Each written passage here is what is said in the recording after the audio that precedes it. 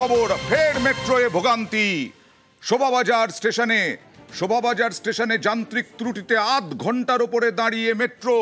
বিক্ষোভ। কথা বলবো প্রতিনিধি সোমরাজের সঙ্গে। সোমরাজ, কোন দিকে যাচ্ছিল এই মেট্রো, কি হয়েছে?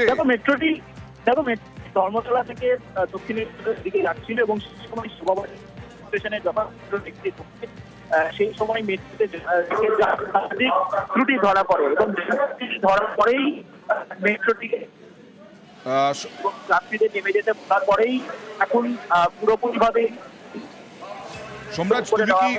সোমরাজ, তুমি কি মেট্রোর ভেতরে আছো, মেট্রোতেই আছো? সেই কারণে কি আমরা নেটওয়ার্কের সমস্যা হচ্ছে? একদমই সেই মেট্রোতেই ছিলাম এবং যে যখন সেই মেট্রোটি শোভাবাজার মেট্রো সময় রেখে কিছু যান্ত্রিক ত্রুটি ধরা পড়ে, বিশেষত দরজা বন্ধ হচ্ছিল না এবং সেই কারণেই মেট্রো রেকটি থেকে সব যাত্রীদের নেমে যেতে বলা হয় জরুরি ঘোষণা করে। কারণ যান্ত্রিক ত্রুটির কারণে সেই মেট্রোটি আর যেতে পারছিল না রেকটি। এখন এই মুহূর্তে দমদমগামী দক্ষিণেশ্বরগামী সব মেট্রো চলাচল বন্ধ রয়েছে। প্রত্যেকটি স্টেশনে ব্রেক দাঁড়িয়ে রয়েছে প্রায় 30 মিনিট। মানে মেট্রো থেকে নেমে যেতে বলা হচ্ছে, তাহলে যাত্রীরা কি করবেন?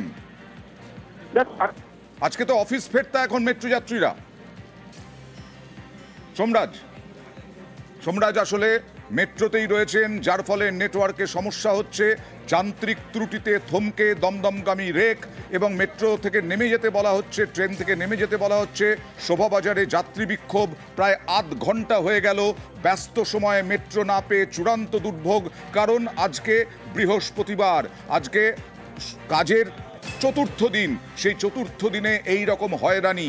সকাল থেকে সন্ধে বারবার মেট্রোয় ভোগান্তি হচ্ছে সাধারণ মানুষের। আমরা প্রতিদিন আপনাদের সামনে তুলে ধরছি।